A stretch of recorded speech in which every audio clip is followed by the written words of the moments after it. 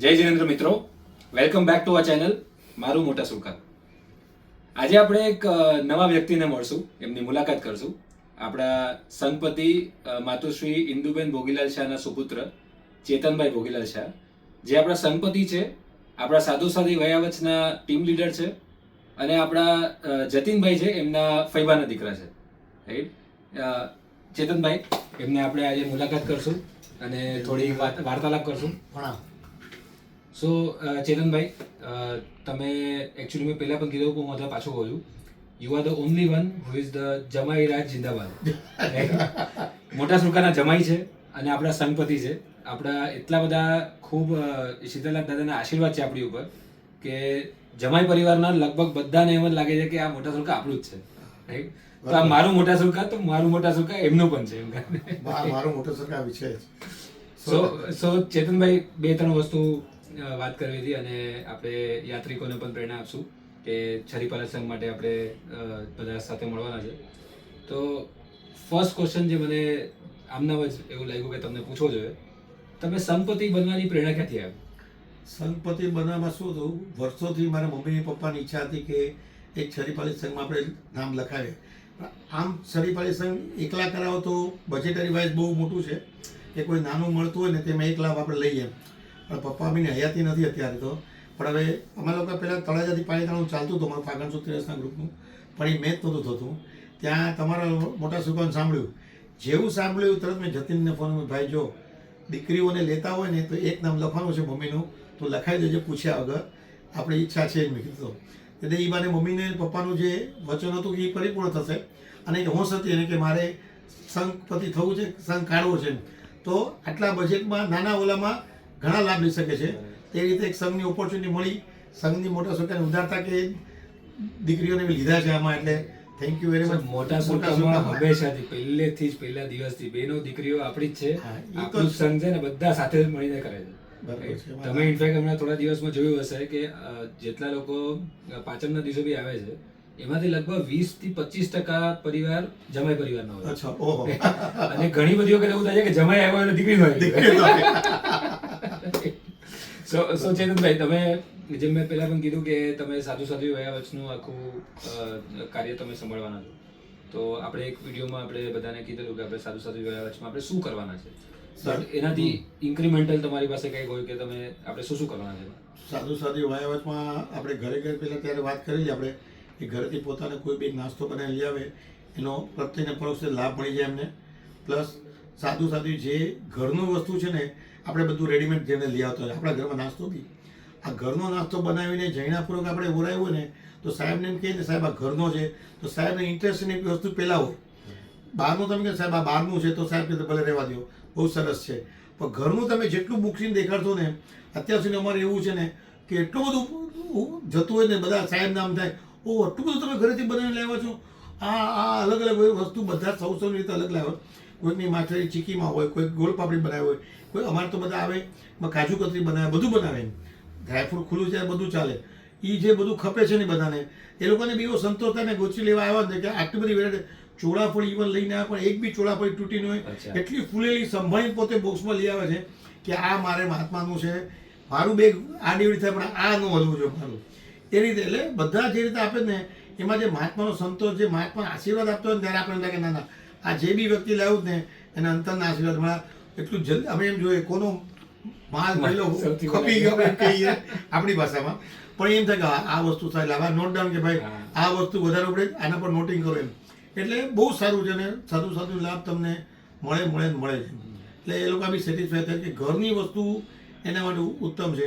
બાકી અમે લોકોએ આપણે અત્યારે સુરકામાં જશું તો હવે અનાળી દવાને બધું રાખ્યું સાહેબ માટે કે આ નાસ્તો ઘરનો છે, આપણું રસોડું સાથે છે, ઉકાળેલ પાણી સાથે બધું, એટલે એમના વ્યવસ્થામાં કોઈ તકલીફ ન આવે એ અમારી ટીમે ખાસ ધ્યાન રાખો કે ભાઈ સાહેબ આમ આખું હા સાહેબ કંઈ લાવું એમ થવું જોઈએ કે ભાઈ મને બેસવા દો થોડી વાર, ને ઉપર જવું એટલે કાંઈ આવ્યો જોવા આવ્યો જ ખાલી એમ થવું જોઈએ કે મારે કાંઈ ઓરાવું નથી, આમ જ આવ્યો છે.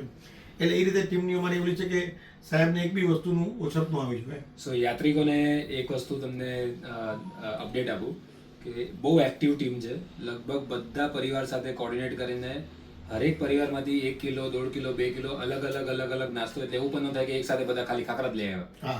એટલે એ આખી ટીમ કોર્ડિનેટ કરીને ઇવન બેંગ્લોર ચેન્નઈના પણ કેટલા બધા પરિવાર આમાં ભાગ લઈ રહ્યા છે. અત્યારે તો ઓબ્વિયસલી કમિટમેન્ટ છે અને 10-15 દિવસ 20 દિવસમાં બધું બનાવવાનું ચાલુ થશે, રાઈટ. બધું ઘરે આપણે બનાવશું એટલે તાજું રહે, આપણે જ્યારે મળશું ત્યારે તાજું રહેશે અને વ્યવસ્થિત પેકિંગ કરીને બધું કોર્ડિનેશન અત્યારના ચેતનભાઈની આખી ટીમ કરી રહી છે અને સુપર એક્ટિવ છે. કેટલું બધું જાણવા જેવું છે, કેટલું બધું શીખવા જેવું છે કે આટલા બધા પરિવાર સાથે કોર્ડિનેશન કરીને, આટલા બધા મલ્ટી સિટીમાં કોર્ડિનેશન કરીને આ બધું રેડી કરવું ખૂબ જ જાણવા જેવું છે. પરિતા ભાભી યારે સવારે જ વાત થઈ કે 15 તારીખે આપણે નાખશું કે ભાઈ જૈણાપૂર્વક સૂર્યોદયથી સૂર્યાસ્તની વચ્ચે જ બનાવવાનું છે કે જેથી કરીને આપણે મહાત્માને ઓરાવી શકીએ.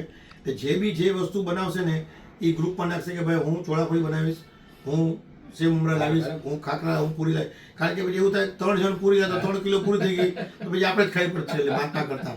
એટલે એમ ન કરતા સૌએ જે બી બનાવશો ઈચ્છાએ ન બનાવતો કોઈને કમ્પલસરી નથી આમાં, પણ તમે જે બી વસ્તુ બનાવો એ ખાસ લખજો કે હું આ બનાવી લઈ આવીશ જેથી કરીને ડબલિંગ ન થાય આ બધી વસ્તુ. કરેક્ટ. એ હિસાબે સો ચેતનભાઈ આપણે આગળ વધીએ તો છરી પાલક સોંગ તો હમણાં પતી જશે, બરાબર. 1 મહિનામાં હજી એક પ્રોગ્રામ છે આપણો, ઉપાશ્રય બની રહ્યો છે, સંઘ આખો ઉપાશ્રય બનાવી રહ્યો છે અને પછી તરત જ 100 વર્ષની ધજા પણ આવશે 3 વર્ષમાં. તો તમારી કોઈ પ્રેરણા આપો કે 100 વર્ષની ધજા માટે આપણે શું વિચાર કરવા જોઈએ? જો મારું સજેશન એ 100 વર્ષની તમે ધજા કરો છો, હમણાં 1 મહિના પછી ઉપાસનાનું ઉદ્ઘાટન થાય છે તો હવે આવતા વર્ષે કોઈ મહાત્માનું ચોમાસું કરાવો અને તમારી આગળ ટીમ જોરદાર છે કે 5-5 કપલ, 10-10, 6-6 કપલ ઓલ્ટરનેટ 8-8 દિવસ ફરતા રહે અને વડીલો બધા આવશે જ.